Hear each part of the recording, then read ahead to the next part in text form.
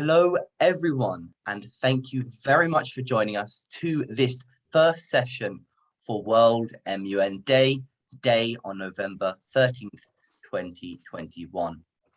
The date is rather symbolic. 100 years ago today, the very first international student organization of a simulation of an international organization, that is, of course, the League of Nations in 1921, occurred only a few days after this, on November 15th. I'm extremely happy that we can build this symbolism by talking today not only about the role that these simulations play for the development of the career of those youths, but also the international society itself and how youths have improved and impacted it in the centenary since that first international simulation.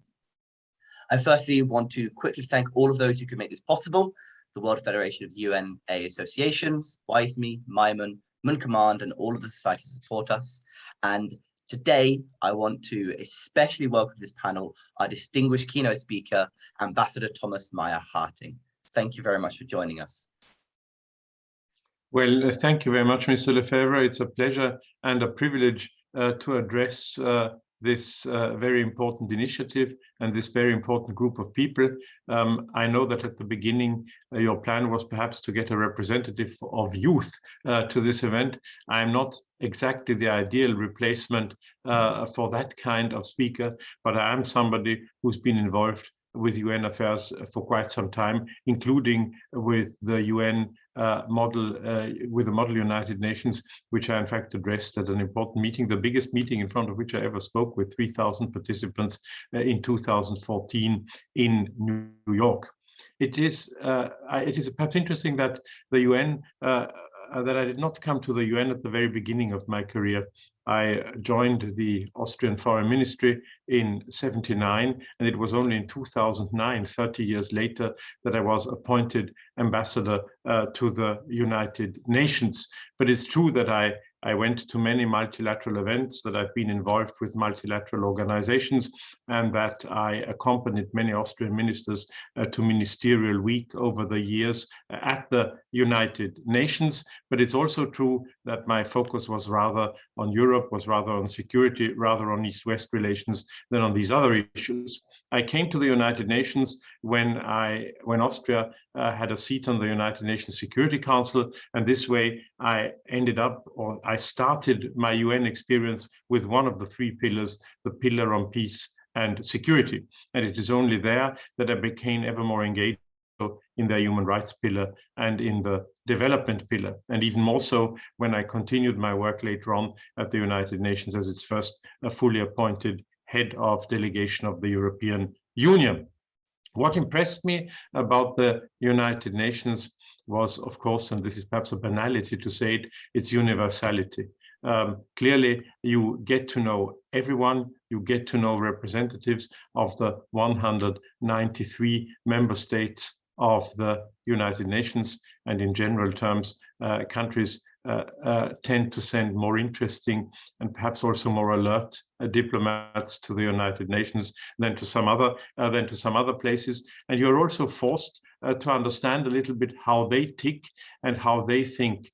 And I think that's also one of the great attractions of the Model United Nations experience. First of all, the interaction that you have with people from across the globe, or from very many countries in any case. And not only that, but that under normal circumstances, you're also forced not to represent your own country, but to understand how others go about dealing with certain problems. And it's a very good experience to try to defend positions that are not naturally your own. I know that the United Nations has been the subject of a lot of criticism over the years. You know, this endless discussion on whether a glass is half full or half empty. I think the diplomats, whereas journalists in general tend to see glasses as half empty, diplomats have a natural tendency to see glasses as half full. And I can only reiterate the very famous saying by the United Nations second famous Secretary General, Dag Hammarskjöld, who once said, "It has been said that the United Nations was not created in order to bring us to heaven, but in order to save us from hell." And while it has not even succeeded in doing that in all circumstances, if you think about the genocide in Rwanda or the catastrophe, the genocide in Srebrenica, it is nonetheless true that many things would not get resolved without the United Nations.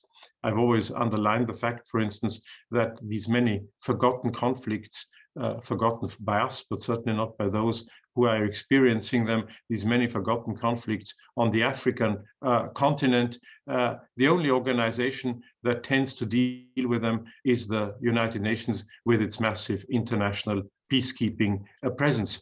And people have criticized the costs, but if you look at the costs of the UN engagement in peacekeeping worldwide, it's approximately 1% of the US defense budget.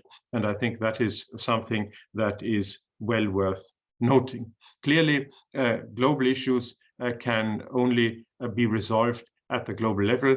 We're doing this exactly at the time when the COP in Glasgow is concluding. Without a global consensus on climate change, we will not be able to solve that problem. And migration is another subject where you obviously need global answers. And this is why I regret that the discussions on the Global Compact for migration were so difficult.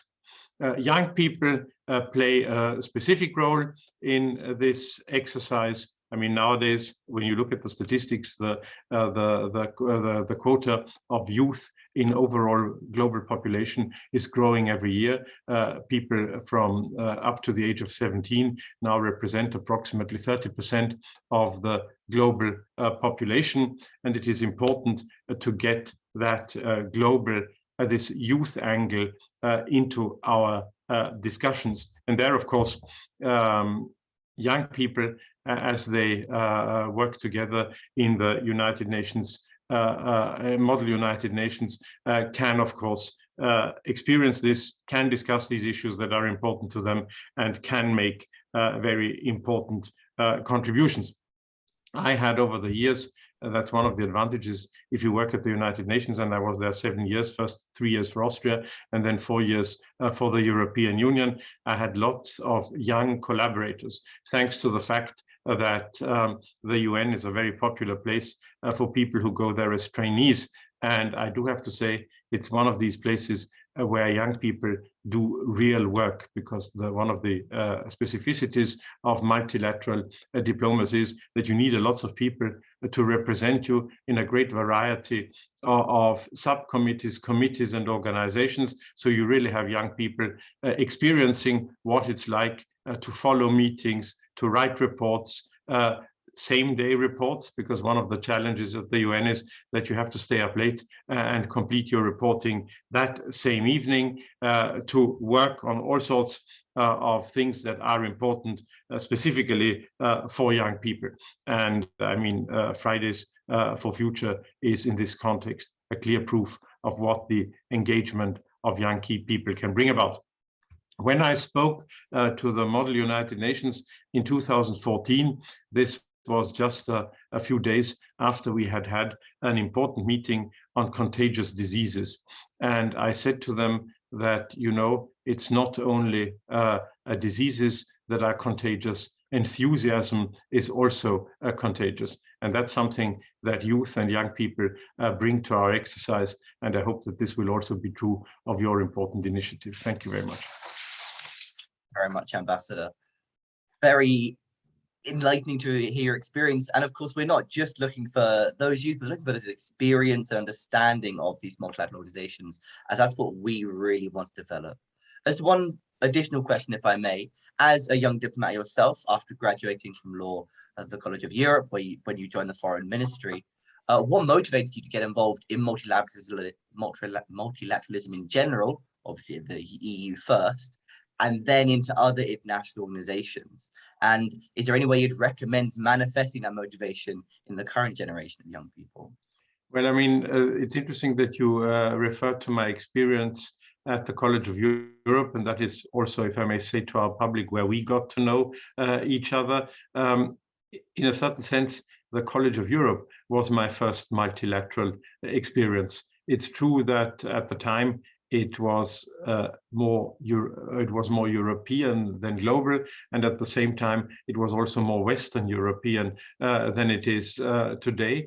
But the experience of living together in Bruges at the time with 130 students from across in any case the continent, and in some cases also from outside Europe, was a very interesting experience. I came from Austria, which in the late 70s was still a country in a sort of cul-de-sac of the Western world, at the borders of what was then the Iron Curtain, and it was simply interesting to come into this great open experience and atmosphere. And then, of course, the second experience I had with multilateralism was at the time the process of European integration, and Austria was still far away in the late 70s from becoming a member of the European Union. But my first activities following Bruges were precisely in Brussels and dealing with European integration. And I still think that this is one of the greatest contributions, European integration, of multilateralism to international relations and even to European history. It is sometimes overlooked or not mentioned sufficiently that European integration has contributed decisively to the fact that Europe has the member states, the founding member states in any case, of the European Union, and then European states in a broader sense, have lived through the longest period of uninterrupted peace. That is to say, now from 1945 to the present, that is to say, more than 76 years basically, and they've gone through this experience. Nothing like that has happened in European history since Roman antiquity. There's no period since the 4th century, since the 5th century, when there has been such a long, uninterrupted period of peace in Europe. And this in itself, I think, is a major contribution. Young people do not necessarily see it that way because they've lived through that experience of peace, and it seems normal to them. But that is one of the great contributions of multilateralism. And then, of course, I moved on in my career, and as I said, the global dimension came a little later than the European one, but it's a fascinating way to work with people. And I can only say, for young people and for young diplomats in particular, it's also an area where you can engage and where you can perhaps work more independently than in a strictly hierarchical bilateral embassy. Thank you very much. Very interesting, especially reflecting on the years of experience and then linking it to the current generation there, meeting as many people as possible. I think we can all agree from different countries what really opens our eyes up. In your role as head of delegation for the European Union in New York, quite a lot of important youth-related activities occurred. The creation of the UN Youth Envoy post, towards the end of it, the creation of the UN Youth Delegate system. Now, whilst these might not have been items you engaged with directly, you are of course very active in the Security Council and Security Affairs. Can you reflect on any experiences you had integrating youth into the work of the EU at the UN? Well, I think I already said that, I mean, I don't know whether you can call it integrating youth into the work of the UN, but I suppose the most important contribution I made in this field was involving relatively young people and people who were at the end of their studies and at the beginning of their professional career in our work. And my general experience has been that they came away from their 3 or 4 months at the United Nations with the feeling that that had been one of the most interesting internships they'd ever done. Both, I have to say, in my Austrian and then later on in my European Union experience. And I think the reason for this is simply that you have, I wouldn't say that you have more leeway, but you're more on your own in a multilateral context because you don't have that many superiors sitting with you in the same room. You have to cover meetings under your own responsibility. You have to report on them, and you have to sort of be involved that way. So that was interesting. And it was, of course, also interesting to get their viewpoint. As I've already said, I mean, many of the subjects that we deal with this are subjects that will affect future generations far more than me during my lifetime. And I think it's important to have this voice and to get involved in this. I mean, when you mentioned the appointment of the Special Representative for Youth, you know, of course, that the focal point on youth works, first of all, to enhance the awareness of the global situation of youth. And I think that's something that is very important because, as I said, 30% of the world population are younger than 17. Promote national youth policies. I think this is important as well. I think that member states of the United Nations can learn from each other in the way they engage young people in political life. And thirdly, strengthen the participation of youth in decision-making processes. And there, I think, a lot of work still needs to be done, including in our own, if I may say this, Western European societies. Thank you. And if I may, that does lead me to my final question perfectly, which was, what more do you think can be done to improve youth engagement and impact at the UN, perhaps multilaterally as well, noting your experiences now with the OSCE, previous experience with NATO, and obviously understanding your role, more understanding the EU, perhaps more of a European dimension? Well, I think it's simple. I think on the one hand, those who are involved in these organizations, far too often still elderly gray men, as one say, have to have a greater willingness not only to involve women, that is obvious, but also young people. And I think that, as I said, if you look at the setup of diplomatic representations in multilateral organizations, you will in general have more young people and more young people engaged than in other traditional diplomatic representations in countries. That's certainly something that one should continue to do. And clearly, if we speak about the great subjects under consideration, I mentioned some of them already, most of them will affect people in 30, 40, 50 years' time. And there, of course, I think it's also important to have the vision of young people. And I think that young people and youth simply has to insist on being heard and push the door open itself. And this is what Fridays for Future has been doing, for instance.